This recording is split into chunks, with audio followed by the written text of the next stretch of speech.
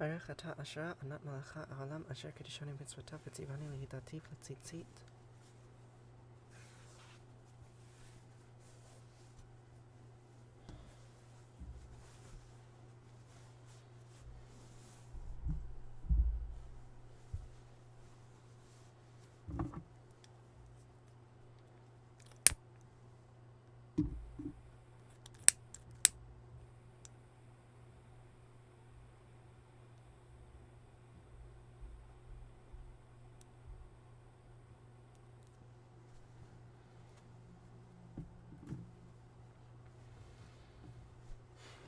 Good morning, Dustin. How are you?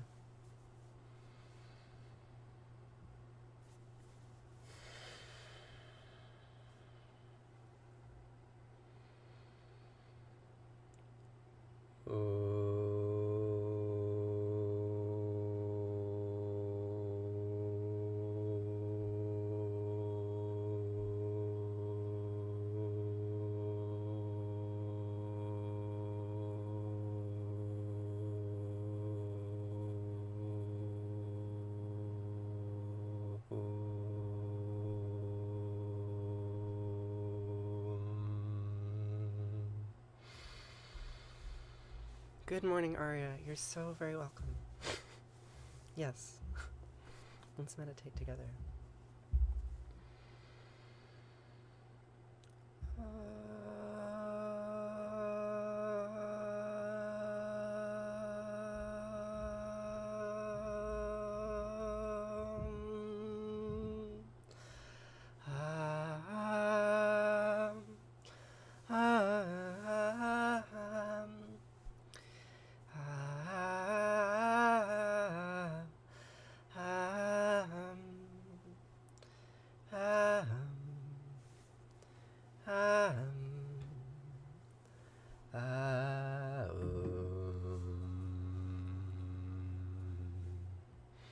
Good morning, Teresa. Thank you. How are you doing today?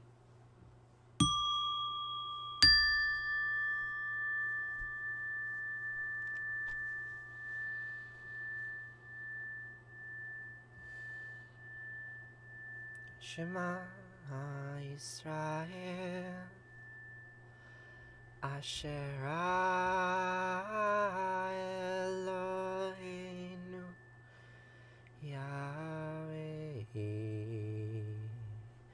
Echad.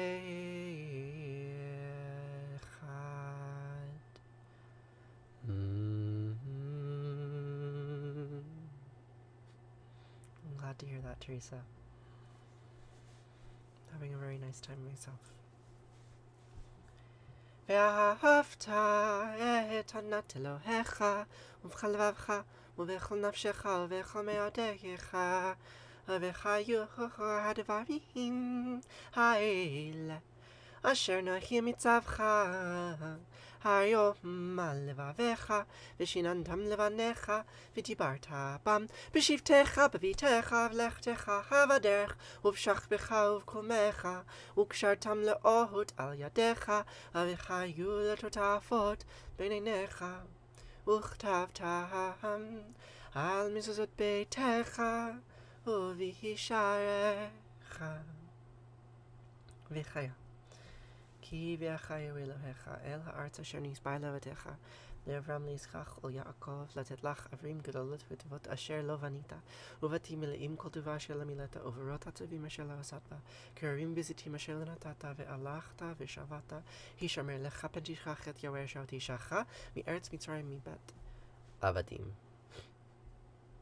And you shall love Yahweh Eloheinu with all your heart, and all your soul, and all your might. And these words that I'm repeating to you today, teach them to your children, and recite them when you wake up in the morning, as we do, and when you go to bed at night. And you shall bind them as a symbol on your hand, and let them serve as a sign on your forehead, and inscribe them on the doorposts of your houses and on your gates.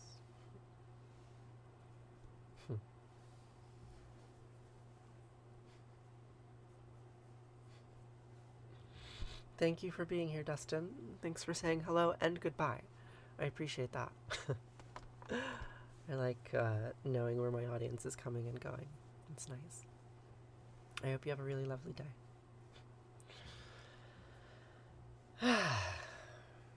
So,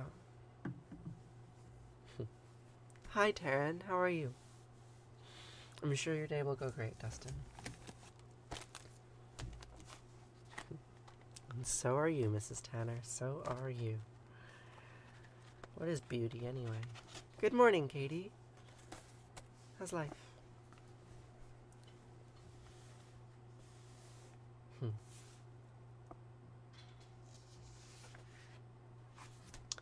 I'm doing pretty well. Yeah, today I have more research to do. I'm going to finish filming a video about tomato seed saving that you should see posted sometime this week. My rate of publication has dropped precipitously since my students left, because now I have other research I need to do that I'm not terribly excited about. I'm reading a lot of education literature about the effects of grading on student performance, because I'm writing a thesis about ungrading. It's really boring. I wish I didn't have to do it. Good morning, Naomi. Beauty is when your heart is amazing, and who gets amazed? Thank you, Rachel. How are you? Yes, like school grades, because I try to avoid grading whenever possible, and then I have to justify my teaching philosophy to the other people in the academy who are like, what are you doing not grading your students? That's absurd. They'll all cheat. I have to explain, like, actually not everything needs to be quantified in order to have an impact. Oh, okay. I have a meeting today. We have some members that are leaving, and it's a little stressful. You just finished teaching for the morning.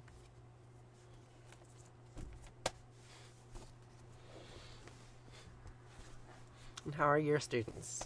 Are they finding the voices that they want?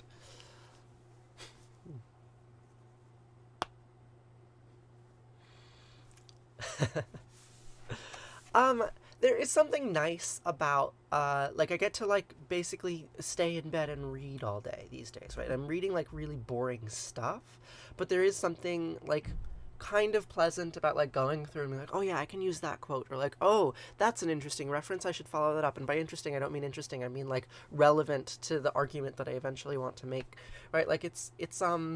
It's a logic game, right? A logic game where I have to go through and find all of the pieces in the vast array of publications that people have spent too much time on.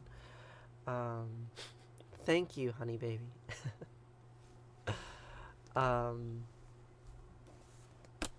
Yeah.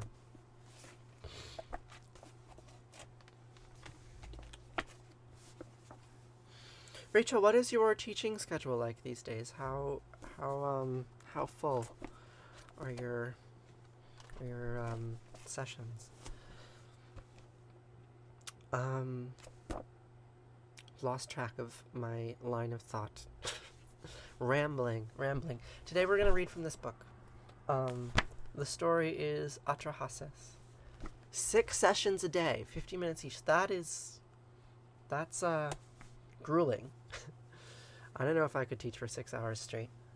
Yeah, 6 is a lot. Good morning, Lynn. So, we are going to read from this story, Atrahasis. Atrahasis is Noah, the Mesopotamian Noah. What is your question, Tacos? I will answer it if it is kind. So Atrahasis is Noah. There's another Mesopotamian Noah called Utnapishtim that shows up in the Epic of Gilgamesh. But this is the story of the flood, right? Which is a direct impact relation, directly related to the fact that this civilization existed on the banks of the Tigris and Euphrates rivers, and they flooded on occasion. Right, and when the story began, the flood was presaged. Right, you had the Igigi gods who were digging out the riverbanks of the Tigris and Euphrates, and for 3,600 years they dug the banks of the river in slavery, and then they rebel. They say, we don't want to dig these riverbanks anymore. They constantly flood. It's dreadful. We're all wet. So they surround the house of the Anunnaki, and they say, we're not doing this anymore. And the Anunnaki say, okay, fine, we'll just create humans.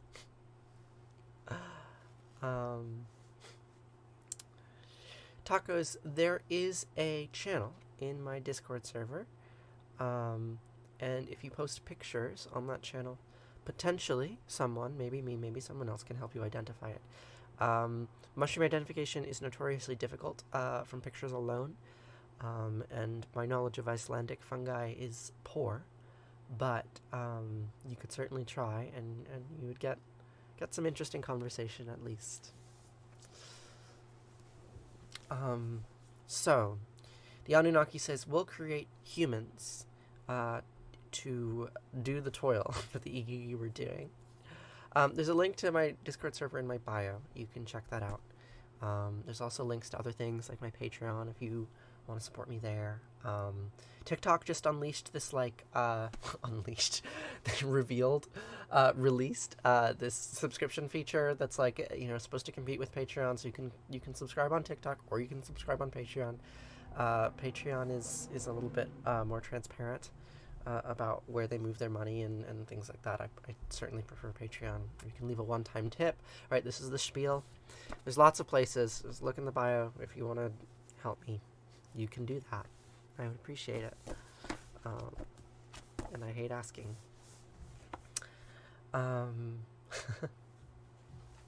Yeah, check out the link to the Discord server. It's right there. Boop, boop, boop.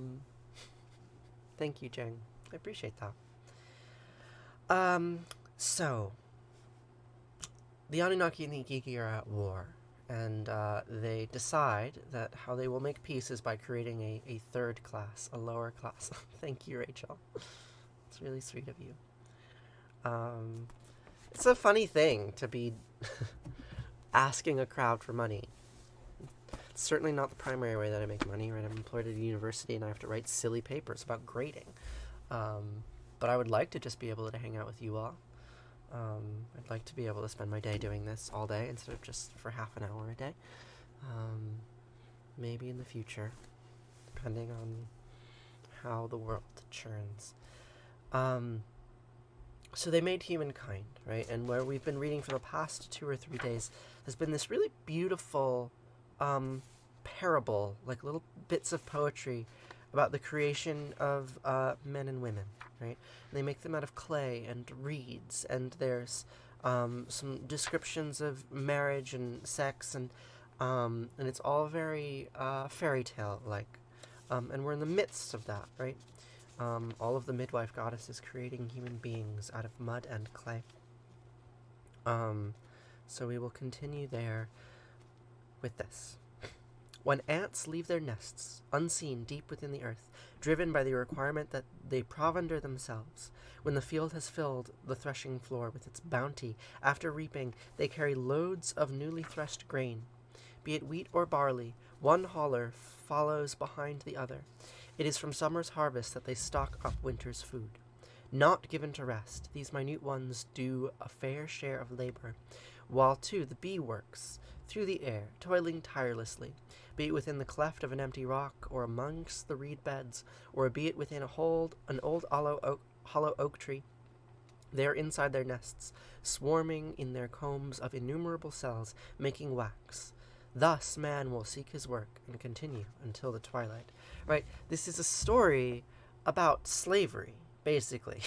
Right? It is a story that we should always remember who wrote this story. Right? The story was written by the priests of the ancient kingdoms in Mesopotamia, like written down specifically to justify their class hierarchy, right?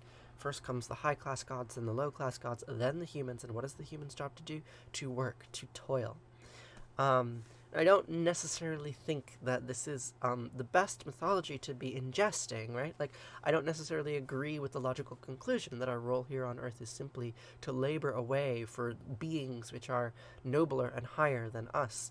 But that is certainly the way the world has been shaped for several thousand years, right? And they draw analogies to bees and ants, right? Bees and ants also have this kind of hierarchical structure in their hives, all of the workers toiling away for the queen. And I don't necessarily think it's good, but I don't necessarily think it's bad either. It just is. And this story tries to reify those hierarchies in order to get the people ingesting the stories to accept them. But I don't ask that you accept them. just admire them, perhaps. Admire the story. So, thus man will seek his work and continue until twilight, prepare the home for his arrival. When his day's work is done, the father's son learns this from him, remaining at his side. The gods went out to look upon the tasks being done nearby. They remained there a while, and then they went to the god Elil, and he gathered up the things which they were required to forge. And then he saw the father and the son and walked up to them. Elil showed them the way to smelt iron and to work steel. And then they took up the metal implements from the ash pile. From these they produced new picks and spades to utilize to dig long channels to provide food and please the gods. Right? So humans continue this task of digging irrigation ditches so that they can grow crops around the rivers of the Tigris and Euphrates. And the water fed the lands well, and the food became abundant. People harvested their fields of grain and made bread and ate. And they performed then for the first time the many sacrifices, and they prepared a flour offering to the gods, their patrons.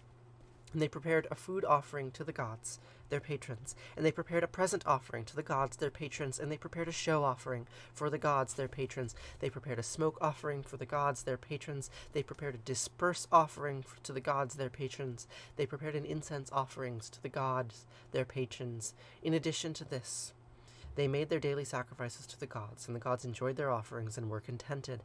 But man gathered, going about their businesses in the towns, and they ate bread and drank their beer and had offspring, and their numbers became more and more, greater by far. So, we'll leave it at that, with that foreshadowing. The gods create humans to toil away, and to dig at the riverbanks, and to grow crops, and they become fruitful, and they multiply, and what we will read next is that gods are like, there's too many humans. What are we going to do with all these humans? You know what we should do? We should kill them all. The big flood. So that's what happens next in the story of Atrahasis. Good morning, Roland. How are you?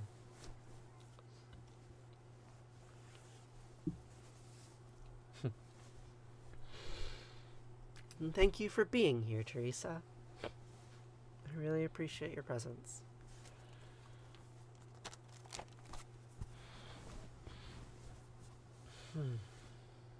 Hey, kitty cat. Hey, kitty cat. So, we will continue on today with Arati. And Arati is a light prayer, a fire prayer. Like this little flame here. Thank you, Teresa, for that. I am also just waking up, Roland.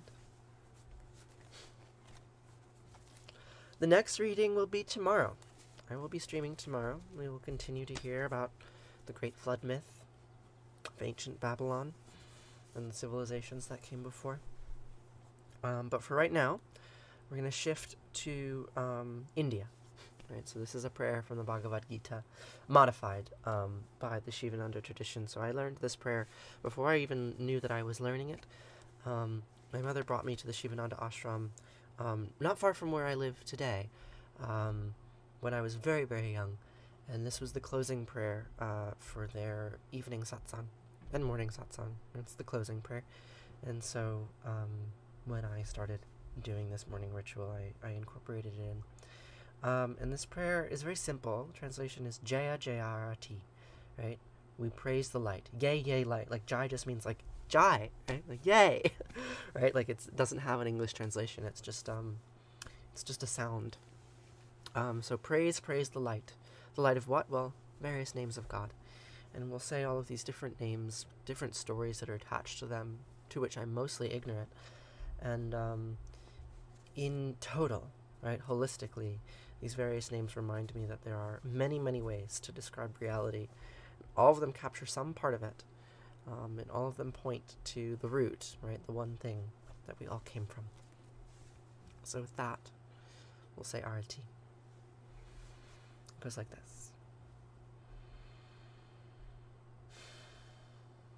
Jaya Jaya Arati Vina Vinayaka Vina Vinayaka Shri Ganesha Jaya Jaya Arati Subramanya Subramanya Kartikeya Jaya Jaya Arati Venugopala Venugopala Venuola Papa Vidura Navanita Chora Jaya Jaya Arati Venkanta Ramana Venkanta Ramana Sankatarana Sita Radhe Shama Jaya Jaya Arati Gauri Manohara Bhavani Sankara Sambasara Shiva Uma Maheshwara Jaya Jaya Arati Raja Rajeshwari Tripura Sundari Mahalakshmi and Mahasaraswati Mahakali and Mahashakti Jaya Jaya Arati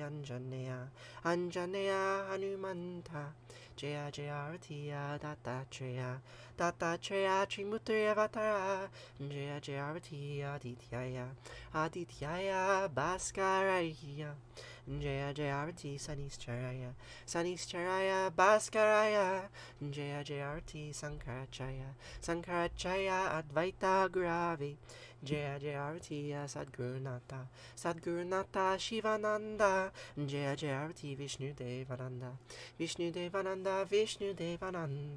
Jaya Jaya Arati Agastya Munaye Shriyama Priyaye Jaya Jaya Arati Ayapa Samine Dharma Shastave Jaya Jaya Arati Jesus Gurave Moses Gurave Buddha Gurave Jaya Jaya Arati Muhammad Gurave Guru Nanak Gurave Samastya Gurubho Namaha Jaya Jaya Arati Venugopala.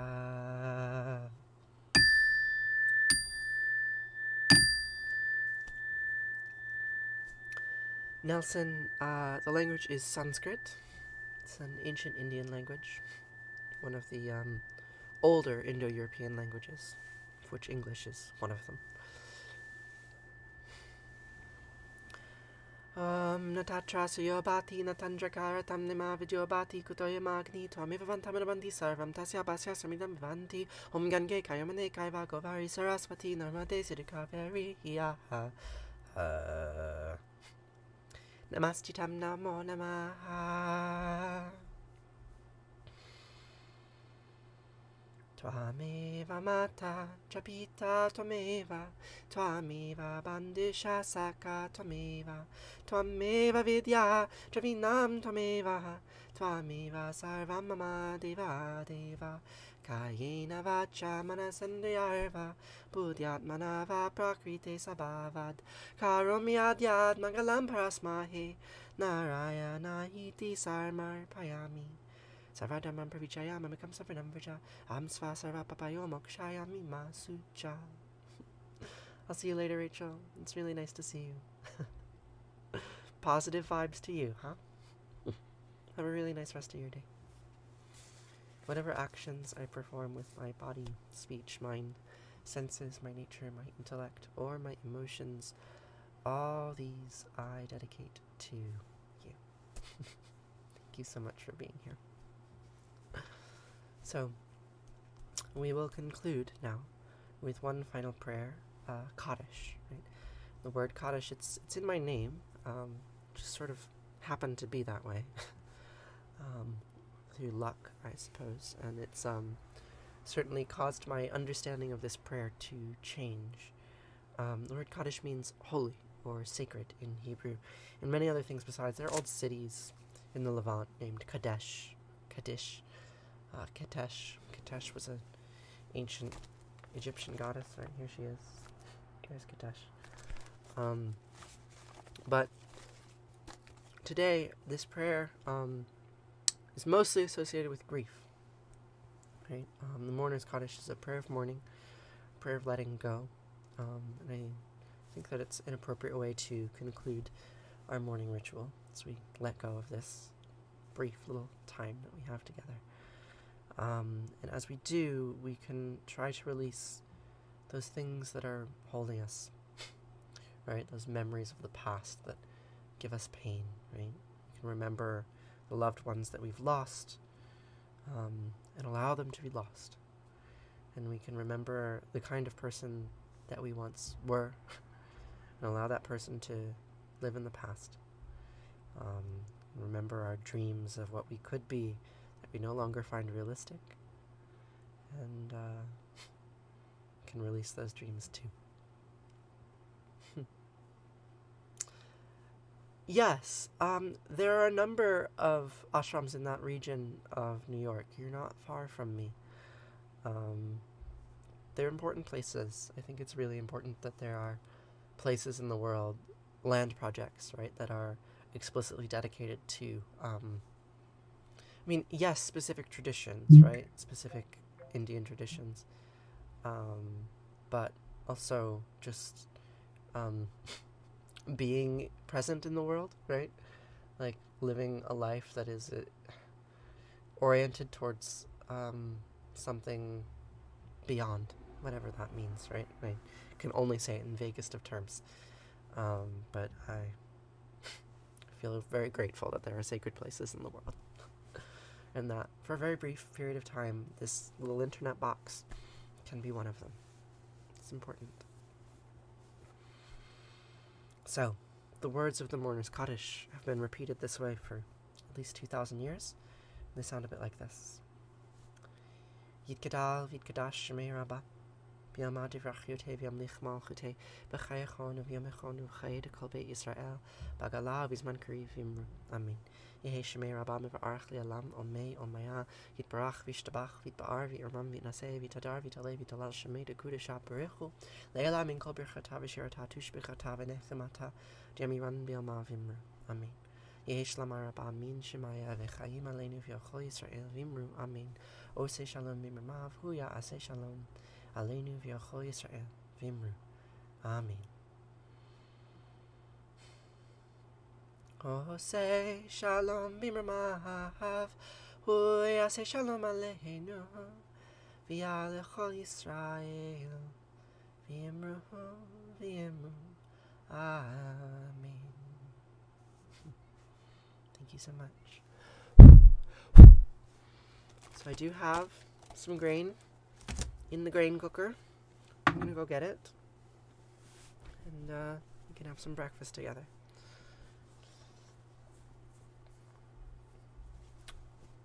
Teresa, what are you up to today? What plans do you have in store?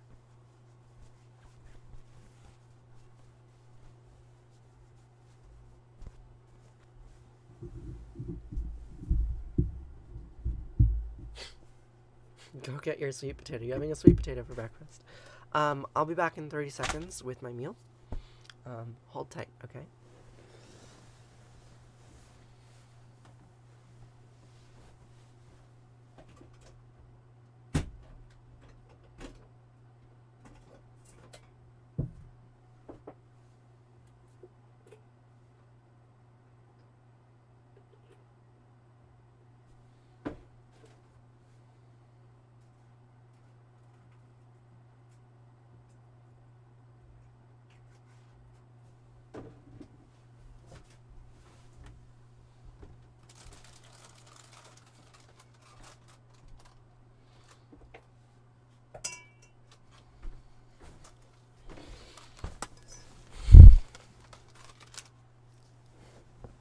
You have to go to work soon.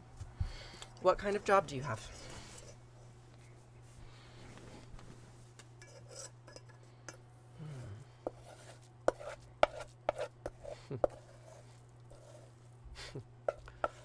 Thanks, I love rat.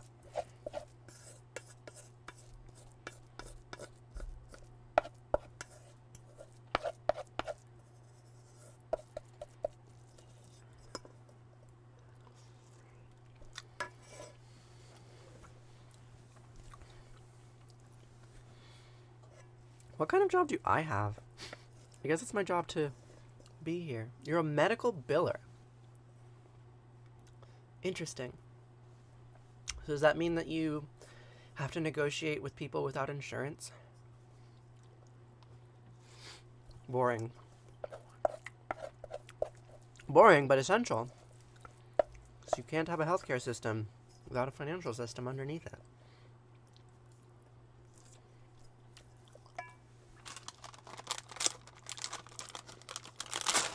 You work at a hospital?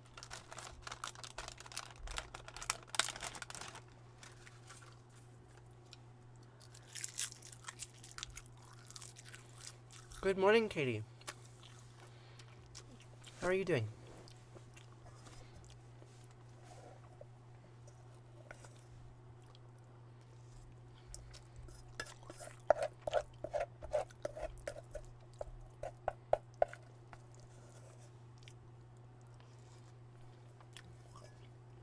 I'm doing pretty good. I'm enjoying breakfast. Tastes surprisingly satisfying. I'm eating quinoa with olive oil and soy sauce and seaweed.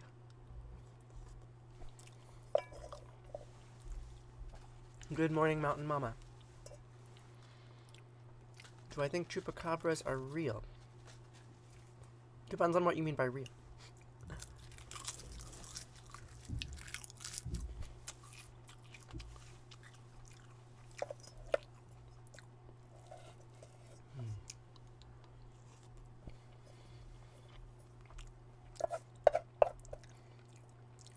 I like warm grains. I don't know why I like them so much. I much prefer them to bread, or crackers, or tortillas, or cereal.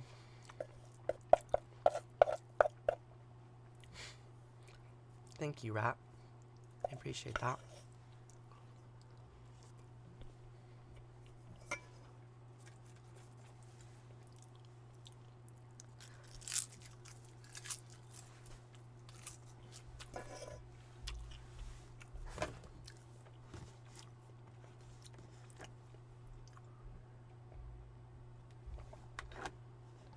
Do I ever drink soft drinks?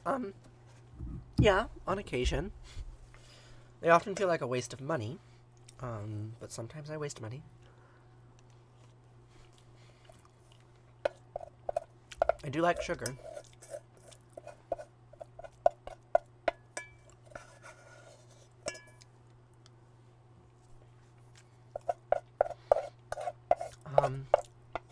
So, finishing up my last bites of breakfast. So I do think I need to be leaving soon. But thank you all for being here today. And if you would like to support this ritual, please consider checking out the links in my bio. You can subscribe on Patreon, or you can leave a tip. You can also subscribe on TikTok, right? That's a little easier. Click the subscribe button somewhere in the TikTok land. You have a wonderful day too.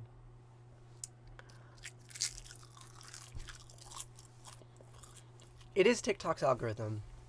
I have no doubt about it, given how many people have been saying that to me over the last month, or two, that I was demoted in the algorithmic hierarchy. I don't entirely know why, but it happened, and then it unhappened, and now we are here today. You binge watch every night. I don't think I have that much content. You haven't seen me in a few months. Now yes, I mean that is the way.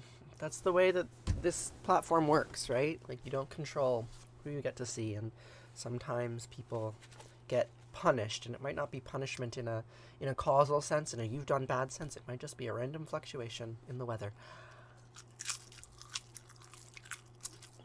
What time is it for me? It is 10:39 in the morning. In any case, the algorithm is fickle. But if you want to guarantee that you see my things, and stay in some kind of connection with me, supporting me on Patreon is a really great way to do that. There's a link in the bio. You can also subscribe on TikTok. Subscribing on TikTok might actually allow TikTok to know that you really want to see this stuff. I'm sure it's a very high marker in their algorithm that they will feed you content of people that you're subscribing to. So yeah, I really do appreciate that you all are here, and all of your support, right? Like, I literally wouldn't be able to be this person, this person that I perform for you. I would not be able to be her, were it not for all of your incredible care and generosity, and interest. So thank you all so much for being here, and I will see you here again tomorrow, to see you another time. Dr. Punk, you just get here. Have you been here all the time and been quiet? Hi, Dr. Punk. Bye, Dr. Punk. I'll see you tomorrow, okay? Thank you so much, everybody.